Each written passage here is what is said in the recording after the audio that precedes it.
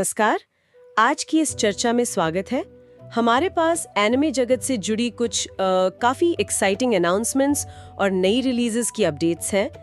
नई फिल्में हैं, कुछ सीरीज अडेप्टेशन, स्पिन ऑफ्स और हाँ, कुछ एनिवर्सरीज भी।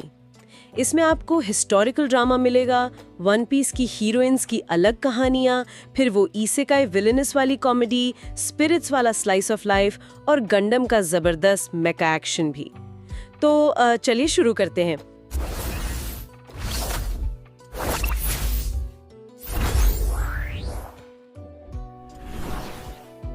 सबसे पहले एक ओरिजिनल एनिमे फिल्म है पेरिस नी साकू एटवेल, जिसका मतलब हुआ पेरिस में खिलता सितारा। इसे बना रहे हैं गोरो तनिगुची। अरे हाँ, कोड गियर्स और वन पीस फिल्म रेड वाले डायरेक्टर, काफी बड़ा नाम है। बिल्कुल, और प्रोडक्शन आर्वो एनिमेशन का है। जापान में प्रीमियर डेट भी आ गई है, मार्च 13, 2026। इसमें जो सबसे इंटरेस्टिंग बात है वो ये कि तनिरुचि पहली बार कैरेक्टर डिजाइनर कात्सुया कंडो के साथ काम कर रहे हैं। कात्सुया कंडो मतलब स्टूडियो गिबली वाले, किकीज डिलीवरी सर्विस, पुनियो वाले। हाँ वही है ना, अनएक्सपेक्टेड कॉम्बिनेशन। बिल्कुल। तानिगुची जाने जाते हैं अपनी कॉम्प्लेक्स स्टोरीज और एक्शन के लिए, और कोंदो का स्टाइल वो तो बहुत ही एक्सप्रेसिव और गिबली वाला है। देखना होगा ये साथ में कैसा लगता है। कहानी 20वीं सदी की शुरुआत के पेरिस में सेट है, जैसा आपने कहा। हाँ, और उसमें दो जापानी लड़कियां हैं, फुजिको जो पेंटर बनना चाहती है और चिजुरू जो बैलेरिना। और उनके सपनों का संघर्ष। वॉइस एक्टर आमी तोमा है फुजिको के लिए। करेक्ट।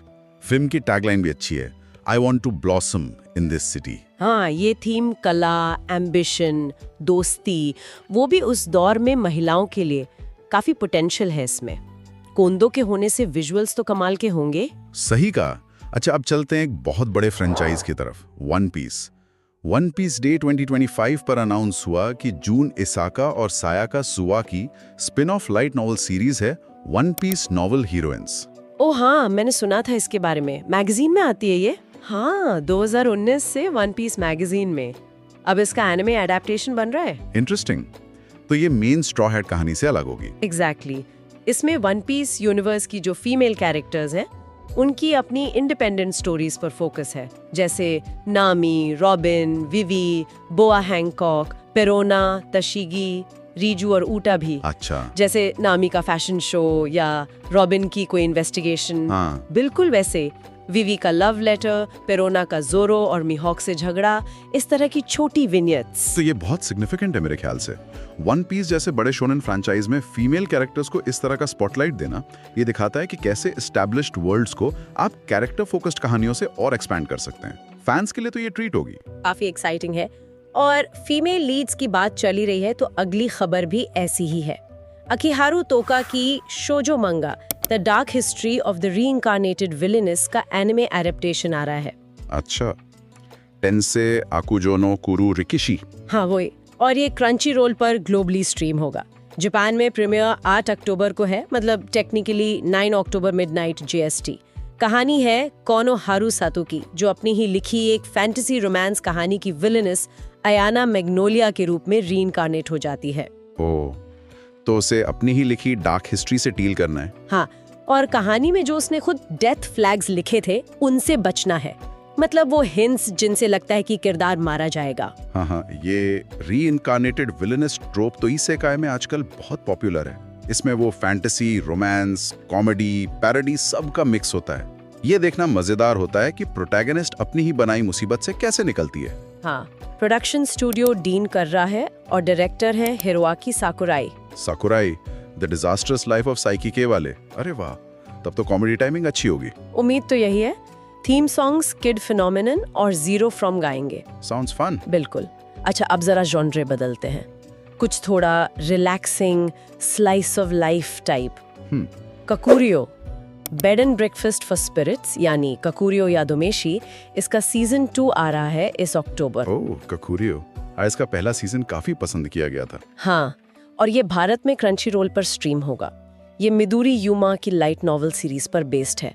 कहानी एओई त्सुबाकी की है, जो स्पिरिट्स मतलब योकाई देख सकती है, और वो स्पिरिट रेल्म में अपना एक छोटा सा ईटरी चलाती है, युगाओ। हाँ, वो अपने दादाजी का कर्जे के बदले वहाँ फंसी होती है ना। शुरू में हाँ, फिर वो अपनी जगह बना लेती है।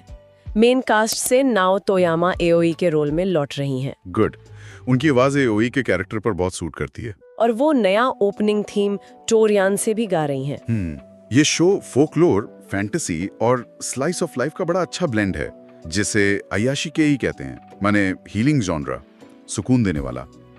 खाना, स्पिरिट्स के साथ आउई के रिश्ते, ये सब मिलकर एक बहुत ही कोजी फील देते हैं। और अच्छी बात ये है कि पिछला स्टाफ ही लौट रहा है, गोंजो, मकारिया, डायरेक्टर जो योशिजा की, तो कंटिन्यूटी बनी रहेगी। हाँ, ये जरूरी है ऐसे शोज के लिए। और आखिर में एक बड़ी anniversary update, mobile suit गंडम iron blooded orphans की 10th एनिवर्सरी। 10 साल हो गए आईबीओ को। टाइम फ्लाइज, है ना?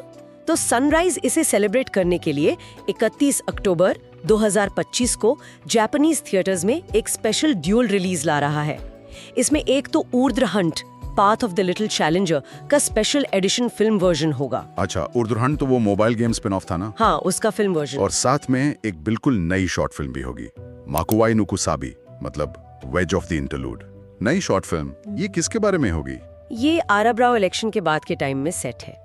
और सबसे बड़ी बात, ओरिजिनल क्रिएटिव टीम वापस आ रही है। Seriously? Director Tatsuyuki Nagai, writer Mari Okada, character designer Michinori Chiba, mechanical designers सब? हाँ, सब। और मिकाजुकी ऑगस, ऑर्गा इत्सुका जैसे फैन फेवरेट कैरेक्टर्स भी होंगे। अरे वाह, ये तो बहुत बड़ी खबर है फैंस के लिए।